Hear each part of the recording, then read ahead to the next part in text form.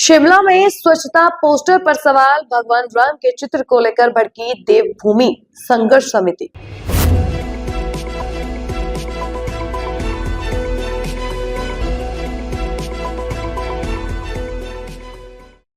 नगर निगम पर धार्मिक भावनाएं आहत करने का आरोप, 24 घंटे में पोस्टर हटाने की चेतावनी। हिमाचल प्रदेश की राजधानी शिमला में एक नया विवाद खड़ा हो गया है। नगर निगम शिमला की ओर से स्वच्छता का संदेश देने के लिए लगाया गया एक पोस्टर अब विवाद का कारण बन गया है। पोस्टर में भगवान राम को बाल रूप में कूड़े के ढेर पर बाढ़ चलाते हुए दिखाया गया है, जिसे लेकर देवभूमि संघर्ष समिति ने कड़ी आपत्ति जताई है। समिति ने इस पोस्टर को प्रभु श्री राम का अपमान और हिंदू धर्म की भावनाओं को आहत करने वाला कृत्य बताया। संघर्ष समिति ने चेतावनी दी है कि अगर 24 घंटे के भीतर शहर में ऐसे सभी पोस्टर नहीं हटाए गए तो वे बड़े आंदोलन की राह अपनाएंगे। देवभूमि संघर्ष समिति ने आरोप लगाया कि प्रदेश की कांग्रेस सरकार अपने सनातन विरोधी रवैये को शुरुआत से ही प्रदर्शित करती आई है। समिति ने कहा कि मुख्यमंत्री ने सत्ता संभालते समय यह बयान दिया था कि वे 98% हिंदू आबादी को हराकर सत्ता में आए हैं और अब सरकार सनातन और धार्मिक प्रतीकों के साथ खिलवाड़ कर रही है। इस मामले में समिति ने छोटा शिमला थाने में शिकायत दर्ज कराई है। शिकायत में बीएनएस की धारा 299 के तहत धार्मिक भावनाएं आहत करने का आरोप लगाया गया है। समिति का कहना है कि यह कदम भगवान राम और सनातन संस्कृति के प्रति असम्मान को दर्शाता है। देवभूमि संघर्ष समिति ने स्पष्ट चेतावनी दी है कि यदि नगर निगम शिमला ने 24 घंटे के भीतर शहर से विवादित पोस्टर नहीं हटाए तो हिंदू समाज सड़कों पर उतरकर विरोध प्रदर्शन करेगा। कल तक नहीं उतरता है, शाम तक नहीं उतरता है तो सचिवालय का इस बारी घेराव किया जाएगा और इस सरकार के खिलाफ जितना भी जो लोग संलिप्त है, मुल्ला मौलवी संलिप्त है, कोई और संलिप्त है, सबके पुतले जलाए जाएंगे। ये हमारी चेतावनी है सरकार को।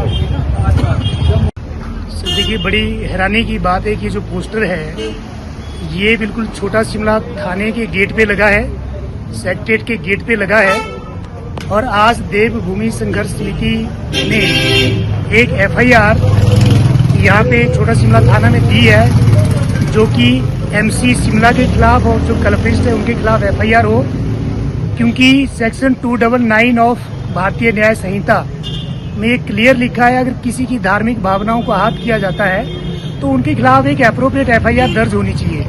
तो देवभूमि संघर्ष समिति ने आज वो काम किया है, लेकिन हैरानी की बात है कि इस पोस्टर को अभी तक किसी ने नहीं देखा था।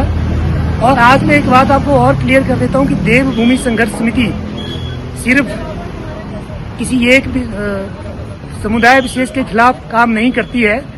जो देवभूमि संघर्ष समिति है वो हर उस आदमी के खिलाफ जो सनातन विरोधी काम करती है, जिसके लिए आज देवभूमि संघर्ष समिति ने हमारे कोऑर्डिनेटर साहब ने एक जो एप्लीकेशन है छोटा शिमला थाना में एफआईआर दर्ज करने के लिए दी है। अब देखने वाली बात यह है कि छोटा शिमला थाना में जो एफआईआर रजिस्टर्ड होती है वो कितने दिनों में रजिस्टर्ड होती है और क्या कार्यवाही होती है। और इस पोस्टर में भगवान श्री राम को भगवा वस्त्र में दिखाया गया है और हमारी देवभूमि संघर्ष समिति का मानना है कि इन लोगों को सिर्फ भगवा से ही दिक्कत क्यों है। क्या किसी और का पोस्टर यहाँ पे नहीं छापा जा सकता था? किसी सरकार के मंत्री का पोस्टर क्यों नहीं छापा गया? उसको ग्रीन कलर क्यों नहीं दिया गया? और मुझे लगता है कि जो एमसी शिमला है इसकी कार्यवाही जो है वो शिमला से ना होकर के इस्लामाबाद पाकिस्तान से हो रही है। आज का दिन हिंदू समाज के लिए बड़ा महत्वपूर्ण दिन है। 4 मास की निद्रा के बाद भगवान विष्णु आज जागे हैं, जिसे हमारे सनातन में देव प्रबोधनी भी कहते हैं। हिंदू समाज जहां भगवान राम की पूजा कर रहा था, भगवान विष्णु की पूजा की तैयारी में था, वहां शिमला के अंदर जो हिमाचल की राजधानी भी है और देश विदेश से यहां पर्यटक भी आते हैं, हिमाचल सरकार ने भगवान राम के साथ जो एक कुठाराघात किया, एक पोस्टर रिलीज किया जिसके अंदर भगवान कूड़ा इकट्ठा कर रहे हैं, कूड़ा जला रहे हैं। ना लाइक सरकार, ना लाइक कमिश्नर, ना लाइक सत्ता। भगवा वस्त्र में भगवान को दिखाना मेरी आत्मा को आहत हुआ है। आहत का कारण ये है कि भगवान इस देश की आस्था है। आदमी के जन्म से लेके मृत्यु तक राम शब्द साथ चलता है। हम जब सुबह उठते हैं, सुबह का अभिवादन भी राम के नाम से करते हैं, और जब इस दुनिया से अलविदा होते हैं तब भी राम नाम सत्य इस उद्घोष के साथ हम अपनी अंतिम सांस संसारिक यात्रा पूरी करते हैं। इस सरकार ने कि मंसूबे पहले दिन से ही स्पष्ट थे कि हम 98 हिंदुओं को परास्त करके हिमाचल प्रदेश के अंदर कांग्रेस सरकार बनाई है। आज का ही दिन इन्हें क्यों मिला?